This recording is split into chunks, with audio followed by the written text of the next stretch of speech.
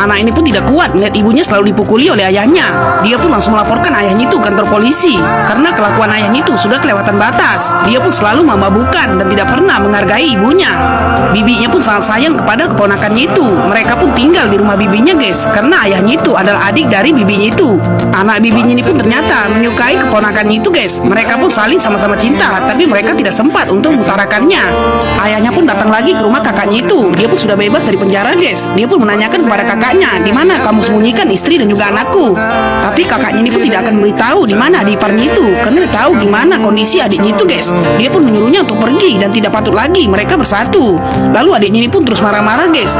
Kakaknya ini pun masuk ke rumah. Mereka pun tidak memperdulikan adiknya itu yang sudah gila karena dia sedang mau berat. Tapi dia pun langsung melempar rumah kakaknya itu dengan batu, sehingga mereka pun sangat terkejut, guys. Wanita ini pun mengatakan kepada suaminya bahwa ini adalah urusan keluargaku, kamu tidak perlu ikut campur. Begitu dia melihat tempat tidur anaknya, ternyata anaknya tidak ada di situ, guys. Dia pun sangat terkejut. Di mana anak laki-lakinya itu? Dia pun melihat pintu sudah terbuka, guys. Ternyata anak laki-lakinya itu sedang mengambil bara api. Dia pun ingin menghabisi pamannya itu, guys, karena sudah kurang ajar melempar rumah orang tuanya. Tapi pamannya itu untuk saja dibawa oleh tetangga. Lalu dia pun langsung mengejarnya, guys. Tapi dia tidak sanggup mengejarnya karena dia menggunakan kereta. Anak ini pun paling anti sama yang namanya kejahatan, guys. Dia pun paling tidak suka jika ada orang yang mengganggu keluarganya. Walaupun itu adalah pamannya sendiri, dia pun tidak peduli, guys. Selagi dia mengganggu keluarganya, maka dia akan menghabisinya. Tapi ternyata pamannya itu pun langsung pergi, guys. Dia pun sangat dendam sama pamannya itu. Sudah sukanya memabukkan, malah membuat onar lagi. Akhirnya anak ini pun langsung datangi ibunya. Ibunya pun sangat takut jika dia menghabisi pamannya sendiri. Ibunya pun tahu bahwa anaknya ini sangat pemarah, guys. Dia pun temperamental. Ibunya pun takut karena amarah anaknya itu tidak bisa dikontrolnya, guys. Dia pun mengajak anaknya itu untuk mengobrol. Lalu dia pun mengatakan, kamu jangan seperti itu lagi, karena kamu harus bisa mengontrol emosimu, karena itu akan merugikanmu di suatu saat nanti. Anak ini pun sangat patuh dengan ibunya itu, guys. Ibunya ini pun meminta kepada anaknya itu untuk marah setiap hari Sabtu saja, jangan pernah setiap hari, karena hari Sabtu itu adalah hari yang baik. Tapi dia pun memberi pesan, bahwasanya jika kamu mau marah, kamu tanya ibu dulu. Jika ibu diam, berarti ibu setuju. Akhirnya dia pun berjanji sama ibunya, guys, bahwasanya dia bisa marah hanya hari Sabtu saja. Ibunya pun sangat senang, guys, karena dia tidak bisa melarang anaknya itu tidak marah, walaupun cuma satu hari saja. Minggu sampai Jumat, anaknya ini pun berjanji tidak akan pernah marah dan tidak buat keonaran. Tapi kabar duka pun terjadi sama anak itu, guys. Ibunya pun telah pergi selama-lamanya karena ibunya mengalami penyakit, guys. Dia pun sangat sedih karena ibunya itu pergi sangat cepat. Tapi tiba-tiba mereka pun sangat terkejut melihat ada orang yang berteriak. Ternyata pamannya ini pun datang lagi, guys.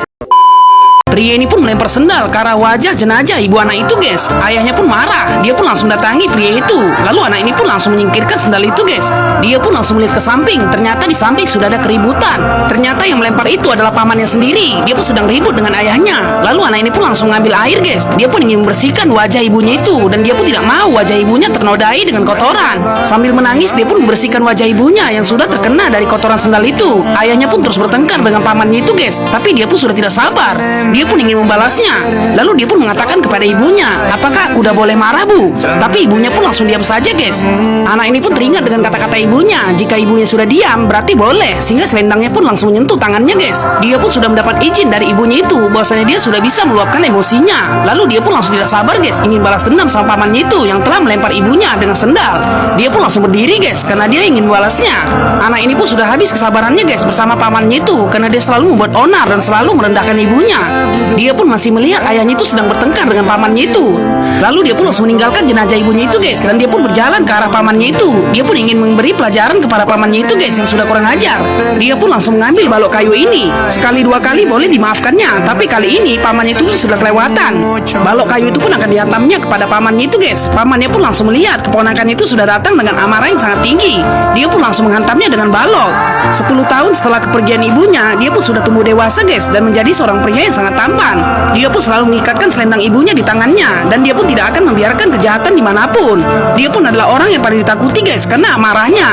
Tapi dia ingat dengan janji ibunya dulu, Minggu sampai Jumat dia tidak boleh meluapkan emosinya, tapi kalau hari Sabtu boleh. Sehingga dia pun mencatat siapa orang yang ingin ditargetkannya. Anak ini pun terluka karena dipukuli oleh bosnya itu, guys. Pria ini pun tahu bahwa anak itu dipukuli oleh bosnya, tapi dia tidak mau cerita dengan orang lain.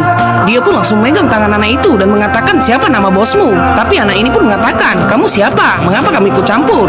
Dia pun terus menanyakan, siapa nama bosmu? Sambil melihati luka anak itu. Akhirnya anak ini pun langsung beritahu siapa bosnya. Mereka pun langsung melabrak bosnya itu, guys, dengan sangat sopan. Pria ini pun langsung bawa anak itu untuk menghadap kepada bosnya yang sudah kurang ajar itu. Semua anggota bosnya ini pun memandangi pria itu, guys.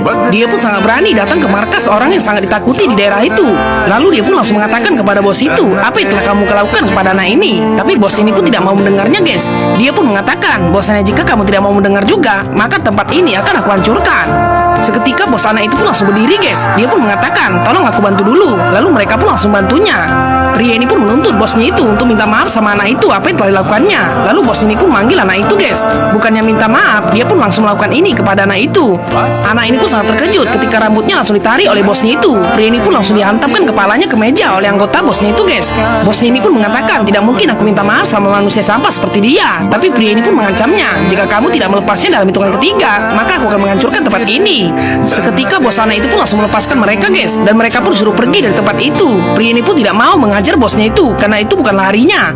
Dia pun datang di hari Jumat, guys. Dia pun berniat untuk menghajar bosnya itu di hari besok karena dia selalu ingat dengan janji ibunya.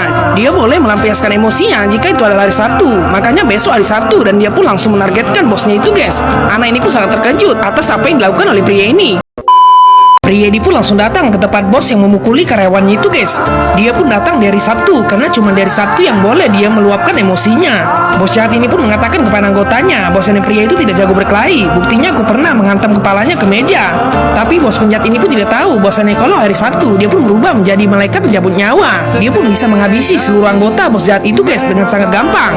Jangankan untuk membunuhnya, sedangkan menyentuhnya saja di mereka tidak ada yang bisa, guys. Bos jahat ini pun sampai bingung melihat kekuatan pria itu. Sempat-sempatnya sendalnya pun putus karena sendalnya itu adalah sendal swallow, guys. Dia pun langsung perbaikinya. Bos jahat ini pun langsung diledeki sama karyawannya yang dipukulinya itu, guys. Dia pun melihat dengan mata kepala sendiri bahwasanya pria ini sangat hebat dalam bertarung. Seluruh anggotanya pun langsung tepar semua, guys. Lalu dia pun langsung menghantam kepalanya dengan besi.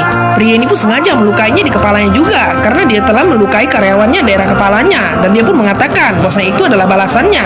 Anak ini pun mengatakan kepada bosnya bahwasanya dia tidak mau lagi bekerja sama bosnya itu. Dia pun sangat senang, guys, karena pria ini telah membalaskan dendamnya.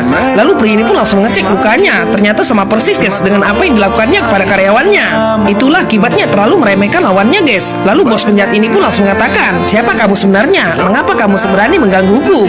Lalu pria ini pun langsung menjelaskan bahwasanya dia bukanlah orang siapa-siapa. Dia hanyalah rakyat biasa. Tapi dia tidak suka dengan adanya kekerasan. Aku akan membalasnya sampai kapanpun karena itu adalah sumpahku dengan ibuku. Dia pun menunjukkan kepada bos jahat itu bahwasanya selendang ibuku akan selalu bersamaku. Dia pun akan bisa tenang di alam sana jika aku selalu menebarkan kebaikan. Makanya jangan macam-macam. Bos jahat ini pun langsung kena mental, guys. Lalu pria ini pun langsung pergi. Dia pun telah membalaskan dendam anak itu, guys. Walaupun dia memiliki temperamental yang sangat tinggi, tapi dia tidak pernah menghabisi semua korbannya. Dia pun hanya menghajarnya untuk menjadi efek jerah bagi seluruh korban-korbannya yang telah melakukan kejahatan, guys. Ibu guru ini pun mendengar suara yang tidak mengenakan di balik ruangan perpustakaan itu, guys. Lalu dia pun langsung mengintipnya dan dia pun langsung masuk dalam ruangan itu, guys. Ternyata ada salah satu oknum guru yang melakukan perbuatan tak senonoh kepada muridnya. Murid ini pun langsung frustasi. Oknum guru ini pun langsung menarik ibu guru itu, guys. Dia pun mengancamnya, kalau sampai berita ini tersebar, kamu akan saya habisi. Sehingga ibu guru ini pun langsung takut, guys. Kejadian itu pun didengar oleh pria ini, guys. Dia pun langsung datang ke rumah guru yang sudah kurang ajar itu. Kondisi guru itu pun masih demam dan dia pun langsung berinya obat agar dia pun bisa sembuh. Lalu dia pun menyuruhnya untuk istirahat dulu. Dia pun tidak mau menghajar guru itu di saat dia masih sakit. Tidak lupa pria ini pun mengompres kepala guru yang kurang ajar itu, guys, karena demamnya sangat tinggi. Dia pun menunggunya sampai dia sadar. Lalu pria ini pun langsung ngecek lagi badannya dan ternyata demamnya pun sudah turun, guys, dan dia pun sudah sehat. Lalu dia pun langsung mengambil kompresnya lagi. Dia pun menyuruh guru yang sudah kurang ajar itu untuk bangun karena dia akan memberinya pelajaran. Guru ini pun akhirnya bangun, guys, dan dia pun sudah tahu apa yang akan terjadi selanjutnya. Istri guru itu pun baru pulang dari kantornya. Dia pun sangat terkejut lihat pria itu keluar dari rumahnya, guys. Istrinya pun masih belum tahu apa yang terjadi pada suaminya, guys. Tangan pria ini pun kesakitan, guys, karena baru saja mengajar guru yang tidak senonoh itu. Istrinya pun langsung melihat pria itu keluar dari rumahnya dan dia pun langsung melihat kondisi suaminya. Ternyata suaminya pun sudah bawa belur dihajar oleh pria itu, guys. Di lain tempat ada seorang inspektur polisi yang sangat angkuh dan sombong karena memiliki jabatan yang sangat tinggi. Dia pun suka-suka hatinya sama warga, guys. Sampai warga ini menanyakan di mana toilet aja sampai dipukuli sama polisi ini. Anggotanya pun menanyakan, mengapa bapak memukuli warga itu? Lalu Lalu inspektur polisi pun menjelaskan, dia sudah kurang ajar menanyakan di mana toilet kepadaku. Emangnya aku dikiranya adalah penjaga toilet, sehingga kepala polisi ini pun sangat geram sama warga itu, guys. Dia pun mengancam akan memenjarakan warga itu karena dia telah mencemarkan nama baiknya. Inspektur polisi ini pun memiliki temperamental juga, guys. Dia pun tidak bisa mengontrol emosinya. Lalu anggotanya ini pun menyuruhnya untuk kembali ke kantor karena ada tamu yang datang. Tahanan ini pun sangat kehausan dan juga kelaparan. Dia pun minta tolong sama polwan ini, guys. Lalu polwan ini pun langsung mengambilnya air minum karena dia tidak tega melihat tahanan itu yang selalu disiksa di kantor polisi itu, guys. Tahanan ini pun kelaparan dan juga kehausan. Dia pun minta tolong sama polwan itu untuk diberikan air minum. Polwan ini pun tidak tega melihatnya, guys. Lalu dia pun langsung mengambil segelas air minum. Polwan ini pun langsung berikan air minum itu, guys, sama tahanan itu. Dia pun merangkak untuk mengambilnya. Tapi begitu dia mau mengambilnya, dia pun tidak jadi, guys. Malah dia pun ketakutan. Tahanan ini pun melihat bosan inspektur polisi itu ada di sana. Polwan ini pun sampai bingung mengapa dia malah ketakutan. Ternyata inspektur polisi itu pun telah memantau mereka, guys. Dia pun tidak suka jika polwan ini malah memanjakan para tahanan di sana. Inspektur polisi ini pun marah sama anggotanya itu, guys. Dia pun langsung datanginya. Lalu inspektur ini pun langsung minta air minum itu. Dia pun mengatakan, tolong buatkan aku surat peringatan. Ternyata polwan ini langsung diberikan surat peringatan sama inspektur polisi itu, guys. Dia pun menjelaskan bahwasannya aku hanya ingin berinya air minum. Lalu dia pun langsung minta air minum itu. Inspektur polisi ini pun menjelaskan sama anggotanya bahwasanya di sini jangan pura-pura menjadi seorang penyelamat. Aku yang memimpin di sini. Jadi kalian semua harus mengikuti perintahku tanpa terkecuali. Sehingga polwan ini pun langsung kena mental, guys. Lalu dia pun langsung pergi dan langsung memberikan surat peringatan itu kepada anggotanya. Dia pun mengancam jika kamu melakukannya sekali lagi, maka kamu akan saya pecat. Polwan ini pun sangat geram melihat tingkah dari atasannya itu, guys. Lalu dia pun bercerita sama polisi yang lama di sana. Ternyata keluarga tahanan itu sudah ada di sana, guys, dan mereka pun tidak diperbolehkan masuk oleh inspektur polisi itu, walaupun mereka bawa makanan juga minuman kepada tahanan itu. Polwan ini pun tidak tega melihat kejoliman itu. Dia pun datang ke rumah istri tahanan itu, guys, untuk memberitahu kepada istrinya bahwasannya dia sangat kelaparan. Dia pun bertanya kepada warga di manakah rumah si Polan. Ternyata warga pun ketakutan, guys, jika ada polisi yang masuk kampung mereka, karena mereka takut jika inspektur polisi itu tahu bahwasannya mereka memihak semua warga. Polwan ini pun langsung manggil istri dari tahanan itu, guys. Dia pun mengatakan bahwasannya suami ibu 2 hari sudah tidak makan. Dia pun sangat kelaparan. Istri tahanan itu pun sudah tahu, tapi dia tidak membolehkan untuk bawa makanan. Akhirnya Polwan ini pun menyuruhnya untuk bawa makanan karena dia yang akan memberikannya. Seketika istri tahanan itu pun sangat senang, guys. Dia pun langsung mengambilkan makanan. Anaknya pun sampai bingung mengapa ada polisi yang baik, sedangkan mereka tahu bahwasannya inspektur polisi itu sangat kejam. Seluruh masyarakat pun langsung mandangi polwan ini, guys. Mereka pun langsung dekatinya. Mereka pun akhirnya sadar bahwasannya polisi tidak semua jahat. Ternyata masih ada yang baik, guys. Mereka pun malah asik mengobrol dengan polwan itu. Wanita ini pun langsung bekali makanan itu yang sangat banyak. Dia pun berterima kasih sama polwan itu, guys, karena telah bersedia untuk bantu suaminya yang ditahan. Mobil polisi ini pun tidak sengaja menabrak kendaraan lain yang ada di belakangnya. Polisi itu pun hanya minta maaf, tapi ibu ini pun tidak terima. Dia pun mengatakan maaf saja tidak perlu, kamu harus menggantinya. Sehingga polisi ini pun geram melihat kata-kata ibu itu, guys. Dia pun langsung keluar dari mobilnya. Karena dia memiliki jabatan yang tinggi, dia pun langsung nantangi ibu itu. Tapi ibu ini pun menjelaskan, kamu sudah menabrak mobil saya, kamu harus menggantinya. Ibu ini pun tidak tahu bahwasanya dia berurusan dengan seorang inspektur polisi yang paling ditakuti orang. Lalu dia pun langsung punya ide untuk mengerjai ibu itu, guys. Dia pun menyuruh anggotanya untuk segera berdiri di depan mobil ibu itu. Anggota polisi ini pun langsung menjalankan perintah dari inspektur polisi itu, guys. Lalu dia pun langsung menyuruh polwan ini untuk berdiri di belakangnya. Ibu ini pun bingung apa sebenarnya yang terjadi. Dia pun mengatakan kepada anggotanya, kalian jangan sampai pergi dari situ. Jika kalian pergi, maka aku akan menghabisi kalian. Sehingga mobil ibu itu pun tidak bisa kemana-mana, guys. Maju tidak bisa, mundur tidak bisa. Lalu polisi ini pun langsung mengajukan mobilnya. Dia pun ingin menabrak mobil ibu itu lagi karena dia tahu bahwasannya tadi kurang kuat. Kali ini dia lebih kuat, guys. Ibu ini pun sangat terkejut. Dia pun telah salah berurusan dengan seorang polisi. Pria ini pun melihat kelakuan polisi itu yang sudah sewenang-wenangnya kepada warga. Dia pun langsung melakukannya lagi, guys. Polisi ini pun ingin menghancurkan mobil ibu itu dan dia pun sudah ada di dalam. Lalu pria ini pun mencoba untuk menyelamatkan ibu itu. Dia pun langsung ngambil tutup botol, guys. Lalu dia pun langsung mengisinya dengan bensin keretanya. Karena jika polisi itu tidak dihentikan, ibu itu pun akan hancur bersama mobilnya. Semua anggota polisi ini pun tidak ada yang bisa menghentikan atasan mereka. Lalu pria ini pun langsung berjalan ke arah polisi itu, guys. Dia pun akan menghentikan perbuatan polisi itu yang tidak manusiawi. Lalu dia pun langsung tiba-tiba ada di belakang polisi itu dan menyiramkan bensin di bawah mobilnya. Polisi ini pun seketika langsung berhenti, guys. Dia pun sangat marah dan langsung keluar dari mobilnya. Polisi ini pun baru tahu bahwa ada seorang pria yang berani melarangnya. Sebelumnya pun tidak ada yang berani untuk menghalangi polisi ini, guys. Tapi kali ini malah ada seorang pria yang berani-beranian untuk menghalanginya. Dia pun langsung mandangi pria itu guys. Tapi pria ini pun menjelaskan bahwasannya mobil bapak itu bocor. Jika bapak mengulangi sekali lagi, mobil bapak bisa terbakar. Polisi ini pun langsung menyuruh anggotanya untuk mengecek mobilnya guys. Poluan ini pun sengaja menyembunyikan tutup botol itu agar tidak ketahuan sama atasannya. Lalu anggotanya pun mengatakan bahwasannya tangki minyak bapak bocor, itu sangat membahayakan bapak. Polisi ini pun langsung menyuruh ibu itu untuk pergi. Dia pun berhasil menyelamatkannya guys. Polisi ini pun mengatakan kepada ibu itu, untung saja tangki minyakku bocor, kalau tidak kamu akan hancur bersama mobilmu. Poluan ini pun langsung menyembunyikan botol itu guys. Dia pun langsung kembali ke mobil polisi itu. Sehingga ibu ini pun sangat berterima kasih sama pria ini guys karena telah diselamatkannya.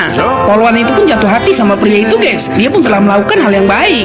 Poluan ini pun terus mandangi pria itu guys. Dia pun sangat ingin berkenalan sama pria itu.